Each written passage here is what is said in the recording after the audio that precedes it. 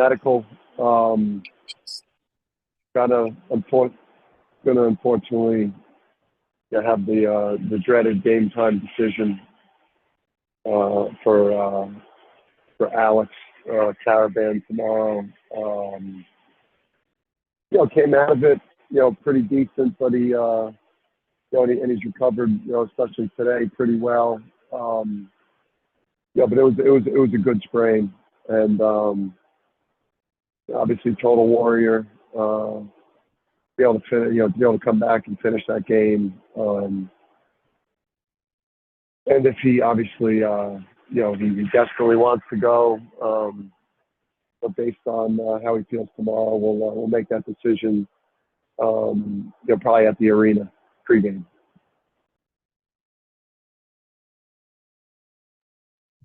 Open up to questions. Dave, go ahead. Yeah, Dan. This feels like a lot of hype entering this game. I mean, I know you played in the biggest game of all last season and a lot of big games, but does this one feel, and obviously Rick has said some things. Does this feel like there's a little bit of, a lot of, I don't even know what the word would be, but pretty hyped up for this game on Saturday? Yeah, I think, for us, we've been for a couple of years now. We've been playing in some really big games. We're very comfortable in them.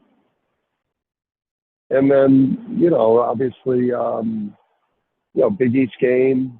An NCAA level St. John's team at MSG. With what should be, it's just a great atmosphere. So, we're excited about the game. The other stuff, I'm not, today I'm not going to be helping anybody out with any clicks. All right. So, you could try to bait me, but I just don't have any interest in helping anybody with the clicks. Not giving clickbait today. Fair enough. And that wasn't for you, Dave. We'll go to Gavin. Hey, Dan, you had talked after the Providence game that, kind of mentioned that Donovan would have a chance to redeem himself on Saturday. Kind of what do you mean by that, and what do you want to see out of Donovan on Saturday? Yeah, I think, part of, that Sunday performance was not the real world. We caught Xavier, at probably their worst. We caught, we were at our absolute best. Everything went our way for 2 hours. I mean, that was like, we were looking at each other during that game like, it's never like this. So that was a once in a career type of game for everybody. And I think it might have, it was not reticent of a Big East game and what these games are like. I mean, these games, we got pulled down into reality, versus Providence, just with the physicality of that game and how, the type of approach, that they brought into the game in terms of the fight that they brought to us, just how hard, they were playing, how physical they were hitting, on the ball, on the glass. And, we better be prepared for that tomorrow. Because this is a really old team. It's a super veteran team, one of the best offensive rebounding teams in the country, and they're very, very physical. And that was hopefully a wake-up call the other day because we were not ready to go. When their guards are getting multiple offensive rebounds, 3-point plays, threw us at the rim to start that game, we weren't ready to go. And what about Donovan? Just what would you like to see out of him? Yeah, some just nastiness, and he a nastiness. Obviously, the production and the rebounding and the paint points and the game changer on defense and the guy that impacts everything. I think maybe we got seduced into just that Xavier game coming so easy, hitting a three, and kind of like how everyone felt. But he's got to bring his, he's got to be at his toughest, and he's got to play with some nastiness and some rage, versus some really nasty guys that play a really nasty physical style of center, in their front court. Thanks. Got it. On to Dana. Hi, Dan. I'm not going to bait you, but I will kind of ask you, I guess, directly. The Big East has been known for having some personalities throughout its history among its coaches, for better or worse sometimes. And obviously you have one and Coach Pitino has one. And I'm just wondering, like, if this is just a kerfuffle or, and kind of what does it add to the game? Because it's been around the league since it started in 1979, obviously. Yeah. Listen, I don't. I really don't think about these other coaches. I don't watch them during the game. I don't even know what they're doing unless they're, unless they've crossed over to my side of half court. I really have no idea what these guys are doing. So I can't really, say how I feel about how they coach a game.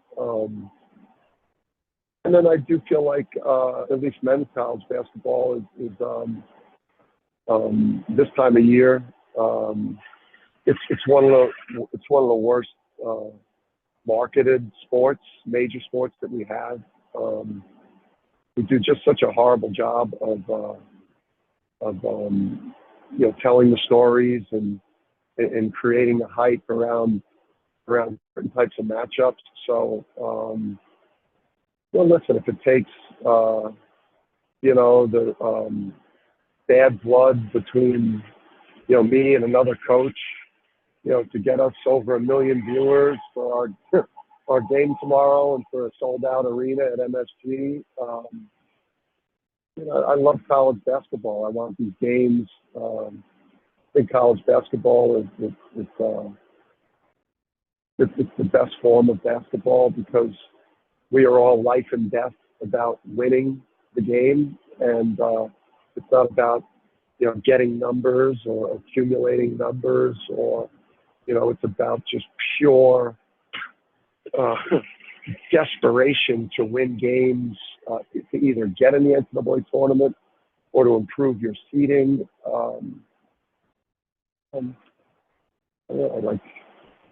We do a shit job of marketing college basketball.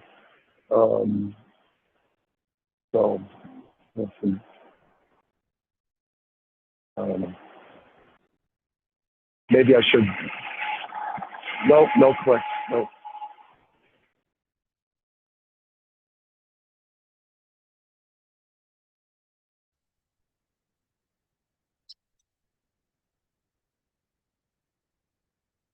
Go to Joe.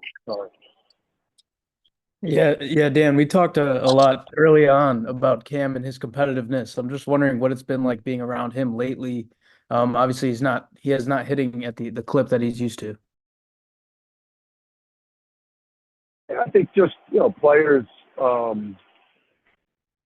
just go into different stretches during the season where, you have a game or two.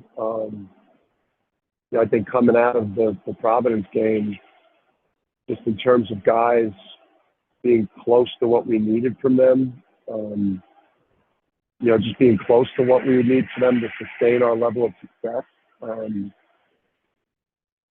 It was Steph, it was Tristan, and A third would be like Alex. I felt like, kind of the rest of us were, coaches included, like we're not where we needed to be. I think, we need a better Hassan. We need that Hassan that was really helping us off the bench, was a real impact player. We need both centers playing great. Obviously we need to get Cam back on track here as well. We need Solo and Jalen to keep themselves on the court when they go in the game. And then I need to obviously, I need to get the most out of my team.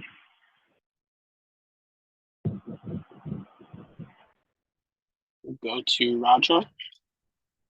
With regard to Donovan, Dan, have you seen a good response out of him the last couple of days, even if it's just, mentally that he can get back to being that nasty player that quickly?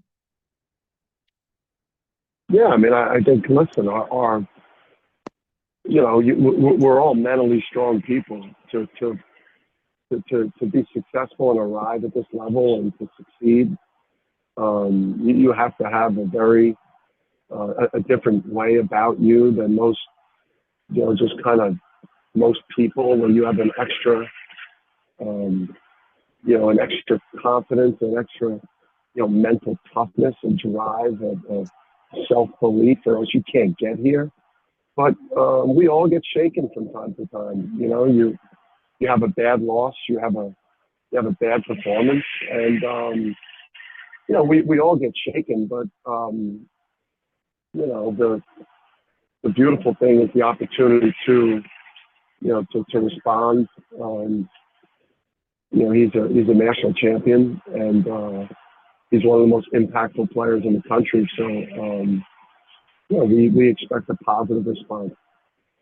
And toward the fact that not everybody is playing at the level you kind of want them to, you do have 5 players now, all starters, averaging double figures. I mean, is that kind of what you envisioned coming in this year? There would always be somebody to pick up the slack. Yeah, I think we're getting really good at this. We've almost nailed the preseason prediction of points per game across the board with what we thought we'd get from the starters, or pretty close in range to it. It's just like in a perfect world going into the season from an offensive standpoint. This is exactly how we drew it up. And I think that's what makes the team unique. We really, we haven't lost a game this year, when we were at full strength. Obviously, Steph missed the Kansas game. Donovan went out, during the Seton Hall game. And, now obviously, hopefully Alex is back for tomorrow or doesn't miss much time. So 5 starters in double figures, and 5 guys that potentially could get 20 on any given night is that's a tough scout, tough to prepare for. We'll go to Zach and then Gavin. Wrap it up.